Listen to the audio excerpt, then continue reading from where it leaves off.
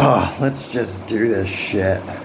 So, capturing this morning's proliferative Dharma talk, I started thinking about the sauna and how it could possibly be proved that you could reach enlightenment by sweating out your ego, things like that.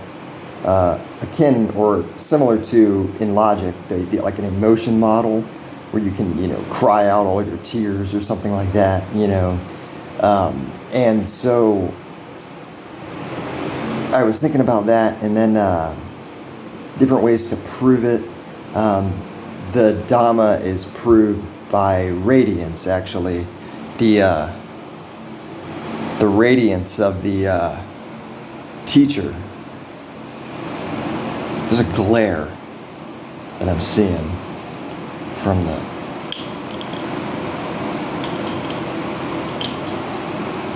radiance of the teacher proves it. And this is actually a very underappreciated thread justifying when a person accepts the Dhamma, it's proved by the radiance of the person giving it off, you see. And so then, where did I go from there? And then I started talking about the difference between an apostle and a disciple. Now, I don't know if those were connected at all. There was a brief walking meditation, and then there was the thought, the difference between Jesus and the apostles in the code of honor that they adhered to.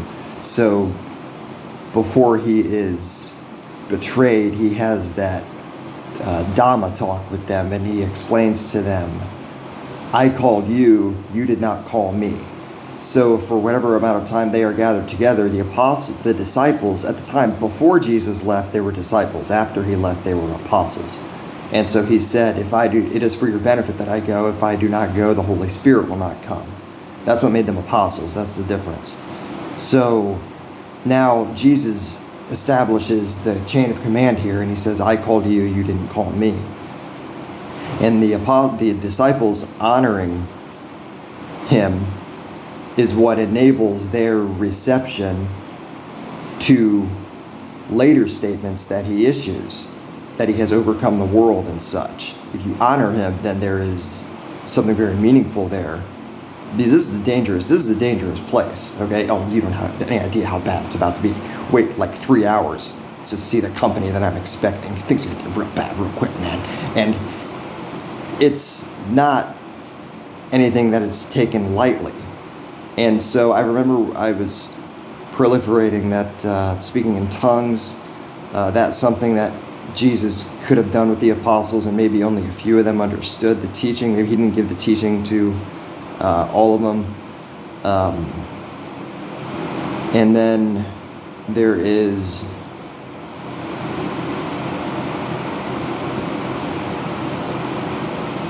so it is for your benefit that I go. So when Jesus is talking to the apostles before his betrayal, it shows a lot about what Jesus understands about himself. He knows that these people are valuable, and he knows that they value him, and they do not wish for him to go, and he realizes that. Peter Pan is leaving Neverland,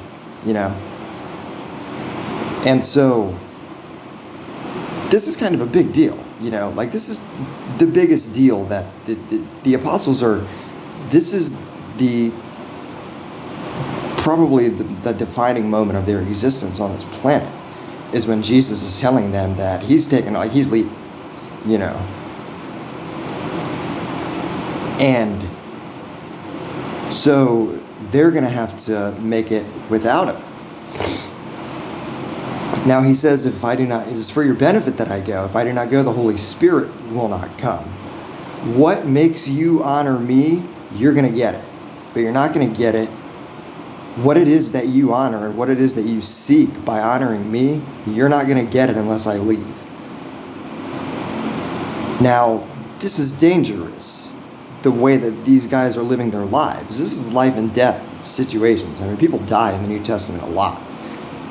And so when you write things down, don't write that down. When somebody finds it, what are they going to say? What are they going to find when they find it? Well, they're going to find a bunch of stuff that the authorities would be cool with seeing that they write. And those things would not be untrue, but it would only be a fraction, a sliver of what the teaching actually is. You don't have it. You've only got what the authorities would accept and let slide, to a certain degree. And there might even be stuff in the scriptures that the authorities wouldn't let slide if they found it. But it's not going to be anything that's going to cause the movement to rupture irreparably. There might be things that they could write in those scrolls that, if they were found, it would cause the system to rupture irreparably, and the whole thing would be shipwrecked too early. Do you see what I'm saying? Like, they can handle breaking the law to a certain extent, being, sweating out the efforts by the authorities to stamp out their movement, right? And so now that is what keeps a person in shape and keeps a person thin, and his metabolism, and reveals the true nature of everything. All of these problems that people have from consumption of substances. You really want to get drunk right now? Because these guys want to cut our heads off, and they're about 400 yards back, right? So the sweating, the problem with the sauna theory is that, well, it appears to kind of be, depending on which direction you take it, well, sweating in the sauna, well, the thing is that you're putting the cart before the horse. You can't just go in there and sweat. You see, now there are different ways that you can bring it on this wheel of considerations. Blasphemer, calling it a wheel. Maybe it is a wheel. And so the sauna, there are a lot of reasons to use it. And so depending on which reason you're trying to use it for, it might not work out. It might not. There are different reasons to use it. But if you think that you can just go in there and sweat, I think that's a flawed theory. I don't think that actually, even in the aspects of the sauna teaching that could be used to think that you could become enlightened, you don't really become enlightened by sweating anything, I don't think. Maybe contemplating the whole process, though, is interesting. Where is this sweat coming from? Like, you just keep doing it? Like, what's going on here? So you're just going to sit in there, make it like 130 or 135 degrees, and I could sit in there all day. 160 degree sauna, it's very difficult for me to go past 30 minutes consecutive. I've done 35, and there's competition as well. When there are people in there and you're competing with them, that's also another kind of an experience. And I think I did 35 minutes when there were other guys in there as well. And they were trying to stay in there for as long as they could, almost like practitioners, if I do say so myself. And so they were struggling to maintain, and so in that competition, that competitive vein, I did 35 minutes in like the hottest that it could be.